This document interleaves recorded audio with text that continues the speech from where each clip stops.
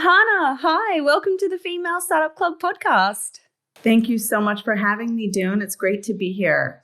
I'm so excited to be learning from you today. I always love to start by getting you to introduce yourself and give us a bit of your elevator pitch. Absolutely. My name is Hannah Diop. I'm the founder and creator of Sienna Naturals. Sienna Naturals is a clean hair care brand for textured hair, and our mission is really to put textured hair consumers at the center of clean innovation. So we're a company that's very focused on creating treatment-focused, innovative hair care products that improve your hair outcomes and the health of your scalp and hair, while doing so in a very conscientious way with ingredients that are safe and natural. And also, we are dermatologist tested. So we also, sometimes clean and natural doesn't always mean safe. And so in addition to sourcing products that are safe to use, we also test the final formulas with RIPT testing to ensure that they're good for you. That's crazy. I didn't know that clean didn't necessarily mean safe. Oh, absolutely. You can create a lot of chemicals or a lot of ingredients that are naturally derived from plants that are irritating. That can also be irritating. So it's really interesting because I think, the clean landscape is pretty hard to navigate, but it's something to keep in mind. I mean, not only that, consumers even still have allergies to some very everyday products as well, right? So there's allergies are a factor, but then also you can create a soap, like you can create a surfactant system out of a lot of different vegetables, but some might be more irritating than others. Wow. Oh my gosh. Learning something new every day on the show. Love that for me. Thanks for sharing. Let's go back to, I think I read that you started in 2012. So you've been going at this for quite a while. Let's go back to life before you started Sienna Naturals. What was it that was getting you interested in starting this business in the first place? Yeah, I always say to start the story of Sienna Naturals, we have to go back to my childhood, honestly. So I grew up in Minneapolis. Let's go back to baby Hannah. I grew up in Minneapolis, Minnesota, and it's a very cold environment, but my family was really focused on natural living and a wellness lifestyle. So I had allergies and sensitivities from childhood where my mom would take me to a naturopathic doctor to get allergies tested. She liked to shop at the natural food store. We were members of community supported agriculture, whereas you sort of like a cooperative of families that all buy produce from a local farm. And my house was the pickup spot. So people would come and pick their vegetables up off of our porch. So, my mom made her own yogurt. She was really into natural living and wellness. And so her instinct was to get our hair care and our beauty products even from the natural food store. And I would get them home. I would try them in the shower, and I just couldn't get them through my hair. The shampoo made my hair feel like a Brillo pad and very dry. Even the wet feel when it was going into my hair just felt wrong. It felt all kinds of wrong. And the conditioner wasn't detangling. And one thing that is very true about textured hair is that, the anatomy of our hair with all the coils and turns and bends makes our hair more fragile. And so we have to have products that are tailored to be more efficacious and have more slip, so that we can detangle more easily. And so, she thought she was doing the right thing buying these at the health food store, and they absolutely didn't work.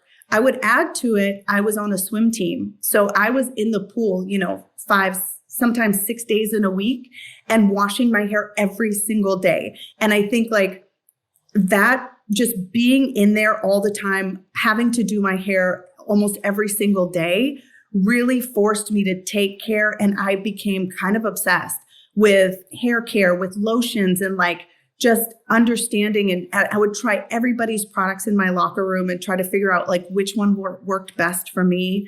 And so this fascination has been, it's been present in me for a very long time, lifelong. I got to college and I went to a historically Black college called Howard University here in Washington, D.C. And I was surrounded by women who had hair texture like mine. We all had the same hair texture. And it was just a new experience to be a part of a majority and realize like, oh, wow, the problem isn't my hair. The problem is that the industry isn't serving me, at least not in the clean and health space. And so that was kind of the original motivation to get into this category. Wow, that's crazy. But when was there like the moment of, okay, I'm actually going to do this. I'm going to be the person to come out and create a solution and bring this into the world? I think I started, so I attended business school. And I think even in business school, I started having this notion that I wanted to make an impact in a wellness category related to personal care, to hair care. And so I had a few business concept ideas that I had sort of written. And then I was working in consulting, and I really think that sort of solidified the toolkit of just being able to jump into a situation and problem solve and figure out how to get something done, how to think through a strategy, how to identify an opportunity in the market, and therefore identify like an entry point for Sienna Naturals. And so, while I was consulting, I really wanted to make the move into beauty. And so I started interviewing, and I interviewed with a lot of beauty companies in New York. I was living in New York at the time, and they all wanted me to apply for a strategy job. And I was like, no, I want to make something. I want to create. I want to be in like product development, or like I want to be in the brand. And they were just sort of like, well, your skill set that you would bring that we will find useful is actually better suited over here. Maybe you can move over there after some time.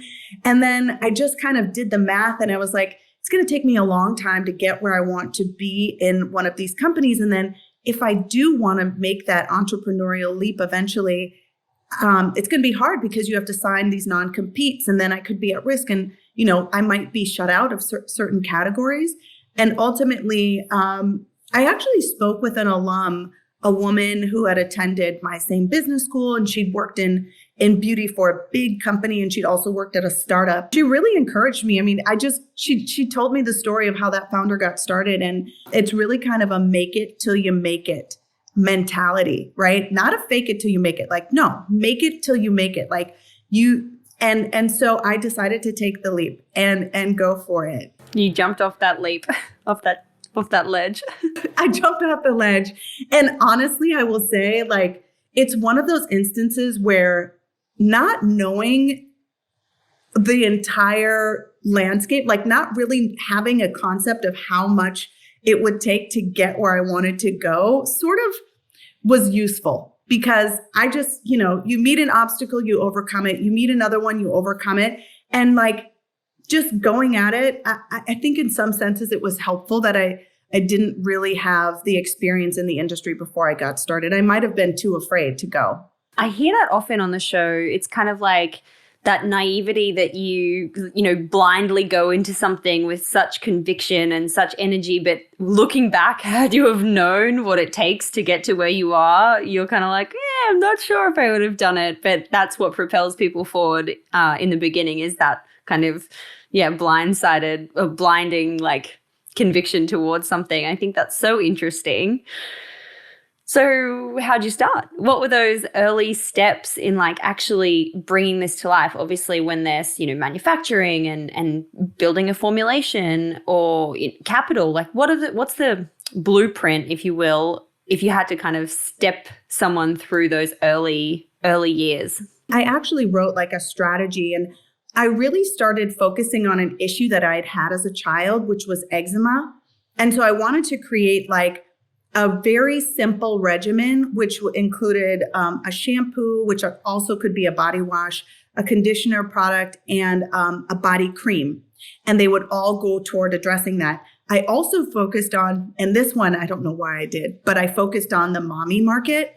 And this was with like zero marketing dollars, going after women who were pregnant, because the product was so clean and safe. The idea in my mind was you can use it during pregnancy, and you can use it on your baby and yourself, and it's formulated for textured hair. But it was just like trying to bite off too much at once. And also, you need money to go after women. Women don't even know they're pregnant. They don't know they're pregnant until like a few months in. Then you've got to convert them into a customer, and then they might not use it when they're done being pregnant, right? So like it was a really tough customer segment to go after. So I ended up pivoting and going a little more broadly, and then ultimately pivoting again and being more kind of laser focused on hair and scalp health, because that's where I saw the most traction with my core customer in terms of getting started. So the brand went through a number of pivots before I sort of landed in the sweet spot where we are now. When you say, before it got traction, what did that traction actually look like for anyone listening who might be feeling, they're at a point in their journey where they don't know if they're on the right track, or they don't know what they should be, what the signal should be to keep going? Well, it wasn't that I did have some traction. So I was selling product. But back in 2012, 14, 15, I was still really focused on like winning a major account. Like I needed a national Whole Foods to come on board, and I needed, a major retailer to sort of give me that check of approval. That was sort of how I measured success. And so that was kind of what I was going after. I was selling on my own.com, and I was selling on Amazon. But I sort of was seeing a retail partner as a commitment from a retailer, as an opportunity to fundraise and an opportunity to really then try and scale the business from the bootstrapped stage. And if you were to, like, looking back in hindsight, is that still how you would perceive that traction if you were to start again, say tomorrow? No, I think I would have, I would say if I could go back, because now the landscape is changing all the time, like with iOS 14 rolling out and everything. But I think I could have benefited from being more D2C focused early on versus seeking this outside approval from a merchant. I think I was a little too fixated on that, to be honest, because I did have proof of concept. I had customers who loved the product. I had customers who were buying the product. So I think I could have invested more there. That's so interesting. When was it that you actually hit that kind of milestone and landed kind of an account that you were like, okay, I'm there. It's in motion now? Yeah, I started getting interest. It was interesting. I was in New York City. I was selling in some small boutiques there. I was selling in some natural food stores nationally and on my own.com. And I was just starting to have more conversations with my consumer directly. I would actually go to markets in New York City and sell in person. And this was my, rather than doing it more digitally and connecting more digitally, I was able to meet people and have these conversations, and the same people would come back and say, oh my gosh, I love this. What also I'm looking for is this. I would just get into conversations with my customers about what they were looking for and what they needed. And that's really when I saw this opportunity to focus the brand as a treatment line for hair and scalp health, because people were having these incredible outcomes using the products as a part of, I would say there were some lifestyle changes that I was noticing, like customers were becoming more health conscious. So they wanted to put stuff on their body that was healthier for them. They also wanted to exercise more, but then that would come with a set of consequences for their scalp, because if you don't want to wash your hair every day with textured hair, you don't necessarily want to wash every day. It can dry out your hair and be very damaging, right? But how do you maintain a healthy scalp and hair while you're sweating and working out? And I was seeing customers having these outcomes from the product line that was beneficial. And so that's when I started to notice that I could actually focus the line more on that. And then I received interest from Target to participate in Target Takeoff. So I participated in that. And I had like a number of national retailers start to kind of gain interest and take meetings. I knew I was onto something there. And that's when I really started thinking about fundraising. And what year are we talking about, like in the timeline around this Target kind of time? Yeah. Well, I should also say, like in 2012, I started the company, but I didn't have any product. I didn't come out with product for like another year and a half. And then I pivoted once, and then I pivoted a second time. So now we're like 2017, 2018 when I get into Target Takeoff. So then I'm like, okay, let me think about fundraising. So 2019, I had known Issa Rae for a long time, who is like an incredible, multi-hyphenate actor, creator, writer, superwoman. And she's been like super supportive of the business, and she wanted to partner. She's like, let me know how I can be helpful. And I just knew, like, to bring her on, I really wanted to do it right. And so fundraising made the most sense to be able to support the creation of the content and, be able to support like the production level that we would need, just the working capital that we would need to support the business in a sustainable way to bring her on. So that I started working on that in 2019. And then I went out to fundraise my first round of friends and family in 2020 and was kind of had half the round soft circled, and then COVID hit. And I'm a mother of 2 young children. So my kids at the time were like 4 and 6. And so I just sort of like took a pause for 2 months or so before I could really get back on and continue the journey. But I was able to succeed. I want to talk more about your partnership with Issa Rae and, what the impact is having like a celebrity as the face of a brand and a co-owner and what she kind of brings to the table. But before we go there, I'd love to circle back to the Target program that you mentioned to understand, what it takes to get accepted into a program like that. And then what actually happens when you start working with Target? Like, what's the kind of insights and learnings that you can share from that process?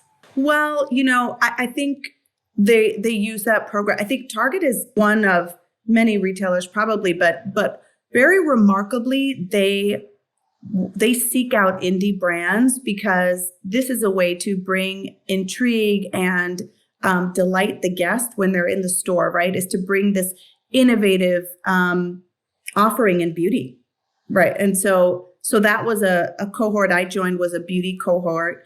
And I think it was the second program, the second time they had done the program ever. And I'm not really sure exactly how it's evolved since then. I know they're continuing to do it.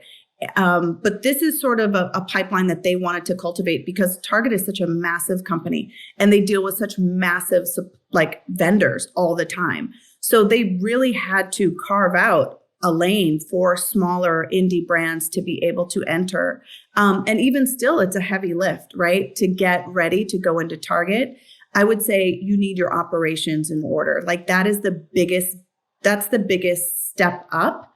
And then also, I think, you need to have a secure footing on your core customer, right? Because your customer data and that intimate relationship you have with your customer is how you're going to sustain your business, right? Because they're going to inform you about what's working. You're going to understand who your target audience is, who your most profitable customers are, what their needs are, so you can develop your product pipeline. Like, your relationship, your direct relationship with your consumer is still critical to the business. So I would say, like, before entering a retailer, you want to make sure that you have a solid direct relationship with your customer. And then in terms of Target, it's really a step up in your operations. Like, you've got to have a 3PL. You've got to be able to work in their systems.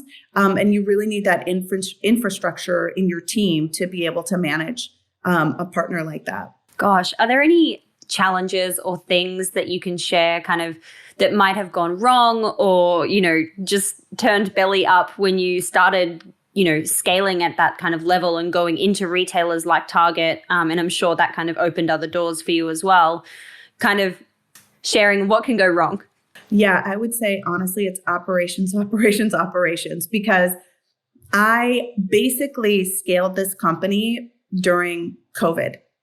All of it happened during COVID. I fundraised, I hired my first full-time employees, and I went into big retail all since the pandemic started. This has all happened during this time. And so also there's unprecedented pressure on the supply chain right now, right? There's increase in transportation costs. There's shortages across the supply chain.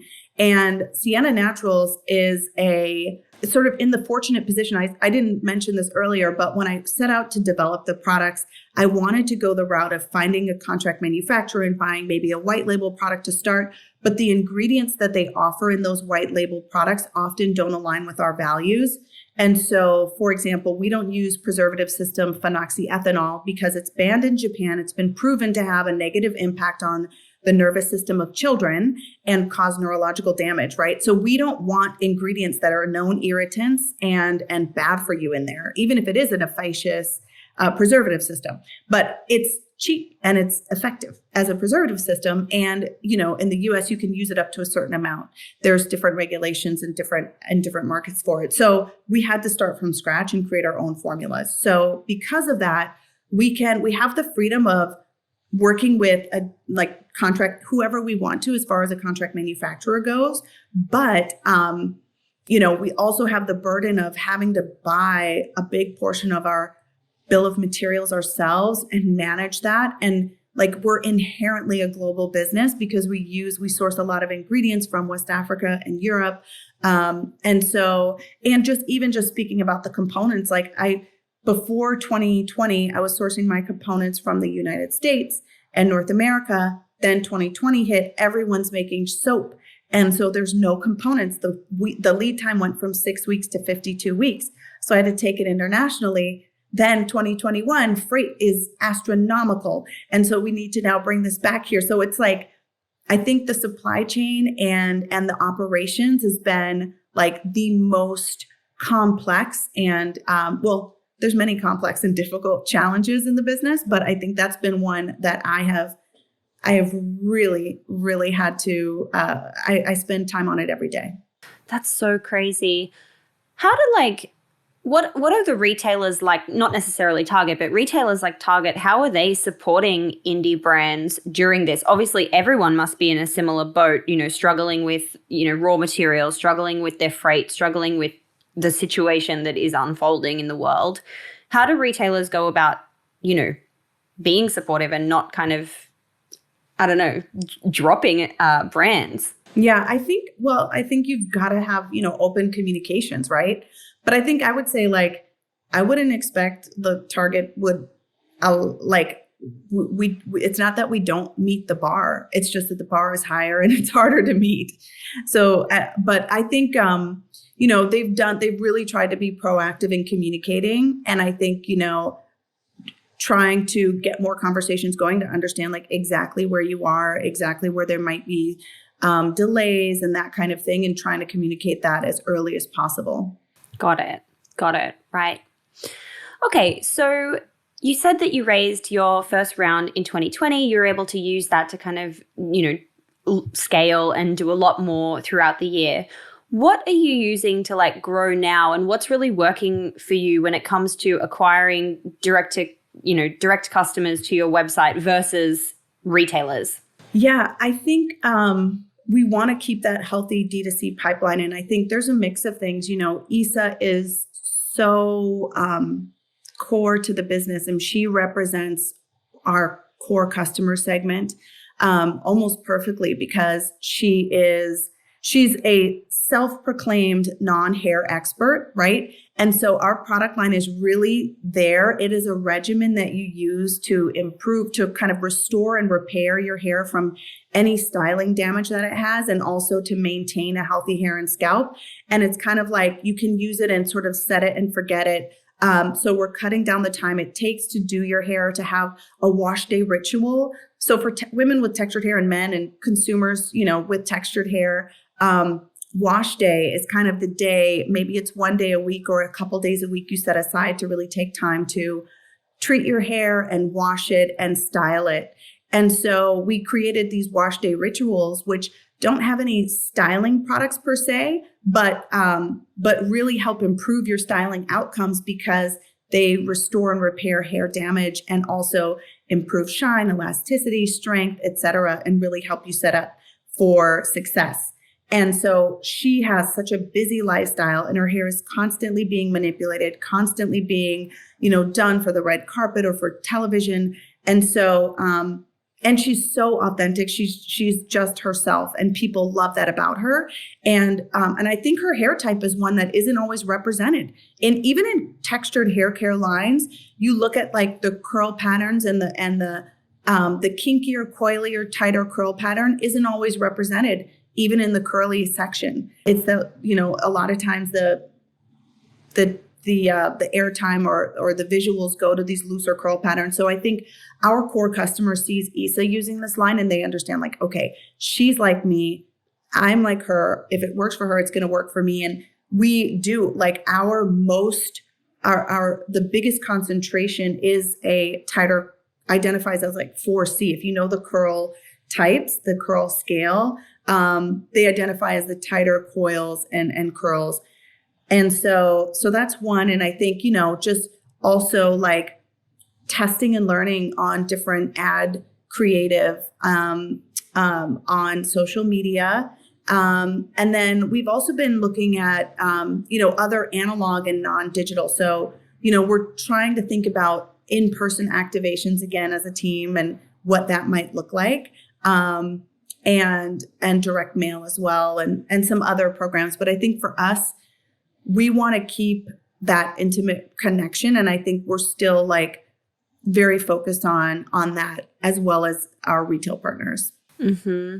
Gosh, I'm so excited for in-person events and pop-ups. And I feel like it's going to be this crazy time where people are really going to enjoy and oversubscribe to like doing every event, everything that they can be part of, because everyone's obviously so fatigued with the digital Zooms and all this kind of thing. I'm excited to see what you guys do. Is there anything you're able to share that you're kind of going to be looking to do in the next 12 months when it comes to the RAL side of things?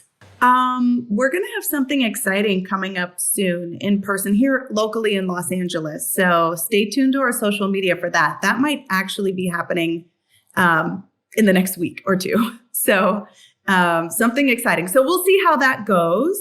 And I think that can help inform like other events in the future as well. Yeah, right. So like how you roll it out on a bigger scale or to more audiences around America and maybe the world. That's so cool. What do you think is the most important advice that you could give entrepreneurs in the hair care or the beauty space at the moment coming into 2022? I think you want to identify product market fit. Like, that's sort of a fundamental, right? So but you can do that with a smaller audience than you might think you need. So if you can find a group of friends or of your core customer that you think that what you have will work for, giving them product to try and asking them to take a survey, try to get data on that as soon as possible. When I was starting Sienna Naturals and product development takes us a very long time because we make all of our formulas ourselves. And we dermatologists test them and we test them on customers and we have clinical trials done on the active ingredients. And so it's an extremely long process. But I think, one thing I've been focused on from the very beginning is getting customer feedback on products as we're iterating. And people are excited to try new things. Everyone loves beauty products and playing and experimenting. And so, putting together a Google survey and sending it to 20 people and or 30 people, 40 people, getting their feedback on a sample of something. And I think it's a great place to start if you're just getting started. I love that. And I think, people can get caught up in like overwhelmed that you need to do a survey with thousands of people and you need to, reach so much data to prove the concept. But if you just strip it back to getting a handful of who your ideal target customer would be and, working with, like you said, 20 to 40 people, that's all you actually need to have the data to get started. I love that. Right. If you send it to 25 people and 15 of them want you to send them more, you're onto something. I love that. Everyone should take this advice. You only need 15 people to be excited about your product and you can start from there. It's one customer at a time. There we go. So at the end of every episode, I ask a series of 6 quick questions about you, and some of which we might have covered, some of which we might not have, but I ask them all the same. So question number 1 is, what's your why? Why are you doing what you're doing? My why really, it's for me, for my community, for my family, for my friends. Got to start with your own personal community first before you can change the world. Question number 2 is, what do you think has been the number one marketing moment that's made the business pop? Issa Rae. Of course. Of course. That's amazing. Absolutely. Question number 3 is, where do you hang out to get smarter? What are you reading or listening to or subscribing to that other founders would benefit from knowing about? I actually love to have little conversations with other founders that are either further ahead or, where I'm at, or even just sort of getting started or not exactly where I am now. I try to create this ecosystem to help out other brands and get advice and mentorship from them as well. So I would say my greatest source are other founders for information, because we have the real information. We have the information that you need in real time. And I think it's about building trust with those who could be seen as competitors, maybe not direct competitors, but even some of my direct competitors. I have a friendly relationship with. And I think it's just about the rising tide can lift all boats, and really wanting to help each other out. That is my critical lifeline. I also picked up a book. I mean, I like to read fiction, but I also like to read nonfiction and business books. And I picked up a book at the airport the other day called, now I'm blanking on the name. I think it's called 4,000 Weeks. Essentially, it's about time management, but it's not in the annoying way of make this type of a chart or this type of a to-do list. It's really about, it's just a compelling exercise of reminding me that our time is limited. So when we choose to not say no to something, we're saying yes to it, and we're inherently saying no to something else. So to me, it just really helped awaken my prioritization and my priorities. Because I think one thing you have to become sharp at as a founder is where you stand and how to inform your decision making as quickly as possible in a way that is going to make you as successful as possible. How do you inform your decision making? I've never thought about that. Well, you have to start. I think it goes back to your principles. So you have to know what you stand for, right? So what are the 5 things that this brand what are the non-negotiables, the things that we stand for, so that when something comes up, if I have to make a yes, no on it, I know I can at least start with evaluating where that sits. But I think that book was just, you could pick it up. It's an interesting read. I was so annoyed. I'm definitely going to pick it up. I was very annoyed with the first part. And then I was like, he's right. He's right. We only have limited time. So if we don't want to say no, and I'm kind of somebody who, I love when people are enthusiastic and I want to say yes to everything. And so I was like, oof, this is real. Yeah, I feel like this comes at a interesting time for me where I'm really starting to just try and refocus a little bit and think about the things that really matter, that guide me towards where I'm trying to get to, and being really clear on how to prioritize my time, because I can go off in so many different directions. And so yes, I'm really excited to get this book, and I'm going to link it in the show notes for anyone else who wants to check it out too. Question number 4. How do you win the day? What are your AM or PM rituals and habits that keep you feeling happy and successful and motivated? I think, I can win the day if I wake up, I get my coffee by 6:15 and I'm in the gym by 6:25, and I can get a workout in before I start my day. A real win is if I can work out, have a coffee and journal, even just 5 minutes of journaling before I start really helps ground me and helps me kind of get that energy boost to get into the day. Mm-hmm. Yeah, I feel like that resonates with me. I'm all about getting that sweat session in and getting a coffee ASAP. I really want to start journaling though. I'm everyone talks about journaling and I'm not there yet, but I really want to be there. I'm going to start trying soon. I know. Don't put too much on it. Don't just take a piece of paper and write down while you're having your coffee, whatever comes to your mind. You don't have to keep it. You can throw it away. Don't put too much pressure on yourself that it has to be something, because it's literally, I think I also have a meditative coach, because otherwise I won't meditate.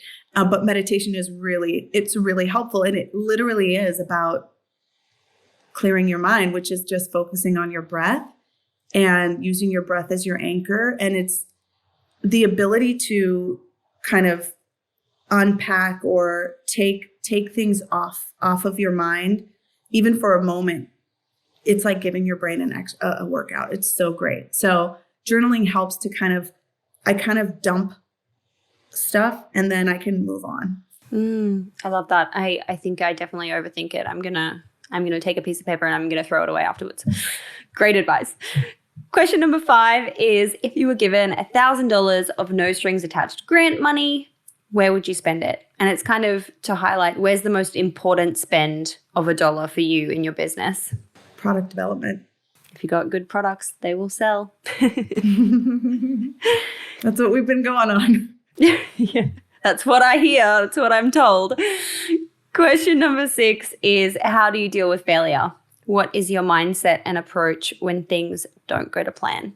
I think it's important to have moments of reflection where you try to be honest about what's happened and try to think through what you can do next time. I think there's like an opportunity to pause and give yourself feedback or get feedback from your team or give your team feedback after almost everything you do. Every campaign, every email, we don't do that after every single thing, but I think like that is one thing. It's like failure is an inherent part of growing. It's an inherent part of doing something innovative and different. And so it is part of the course, and you have to learn how to overcome it and grow from it and learn from it. And so I think like that's just important to understand up front that there will be failure and it's okay. Amazing. Hannah, thank you so much for taking the time to be on Female Startup Club today and share your journey and your insights. What I love about this story and speaking to you is like, overnight success doesn't happen overnight. Overnight success takes years and years to craft and hone your skill set. And, you've really like persevered through your journey and you've pivoted, and it takes grit and determination. So I'm just in awe of what you've done, and thanks for that. Thank you so much for having me. I'm happy and I hope I can help someone else.